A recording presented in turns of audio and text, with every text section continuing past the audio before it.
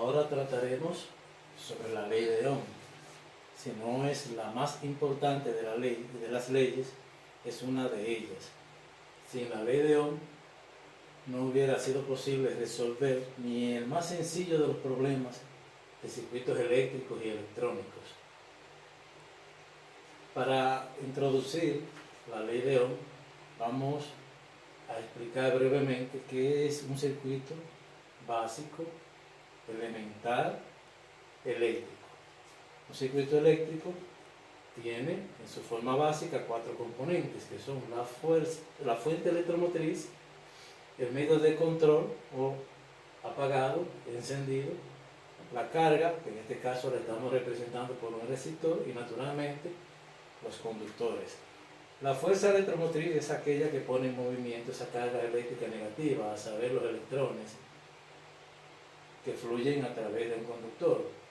La corriente sería la cantidad de cargas eléctricas o electrones que fluyen a través de un punto dado de un conductor o sección transversal de un conductor en un determinado tiempo. La resistencia es la oposición al paso de esa corriente eléctrica. Pero hay un cuarto parámetro que hay que tomar siempre en consideración, y es la potencia. Cuando circula una corriente a través del conductor, hay una transferencia de energía eléctrica en energía calorífica. Y esto naturalmente ocurre después de haberse realizado un trabajo útil, un trabajo eléctrico. Por eso la potencia hay que tomarla siempre en cuenta cuando analizamos el uso o la aplicación de la ley de Ohm. La ley de Ohm establece que la corriente es directamente proporcional al voltaje e inversamente proporcional a la resistencia. Eso quiere decir que a mayor voltaje, mayor corriente; a menor voltaje, menor corriente. La corriente es inversamente proporcional a la resistencia. Quiere decir que a medida que aumenta la resistencia, pues disminuye la corriente. En la medida que disminuye la corriente, pues entonces tenemos que de manera proporcional, si hay menos resistencia, entonces tenemos más corriente, y si hay más resistencia, tenemos menos corriente. Eso puede explicarse en estos dos pequeños gráficos. Si tenemos en los ejes la corriente y el voltaje, el gráfico va a describir una línea recta ascendente, diciendo que a mayor voltaje, mayor corriente. Si comparamos la corriente con respecto a la resistencia, vemos que ya no tenemos una línea ascendente, una línea recta, y eso significa que en la medida que aumente el valor de la resistencia, pues disminuye la corriente.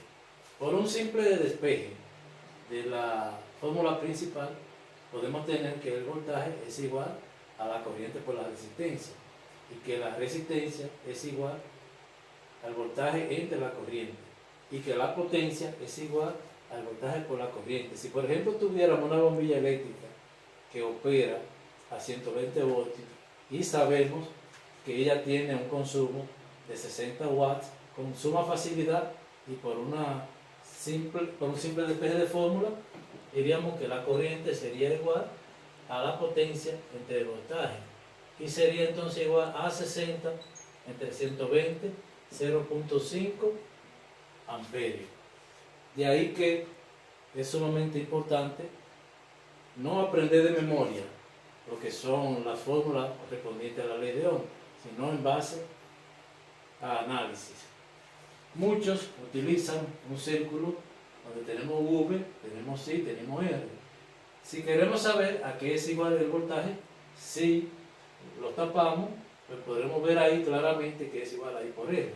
Si queremos saber a qué es igual I, pues vemos claramente que es igual a V entre R. Y si queremos saber R, entonces será igual a V entre I. Y otros usan el símbolo de la potencia, el triángulo de la potencia. Si queremos saber el voltaje, sabemos que es igual a P entre I. Si queremos saber la potencia, a V por I. De todas maneras, cada quien utiliza la forma que más pueda dominar, más pueda recordar, pero sí Lo que no deben olvidar es que la ley de Ohm se utiliza sobre todo en circuitos eléctricos sencillos donde hay solamente una fuente de alimentación, una fuente electromotriz.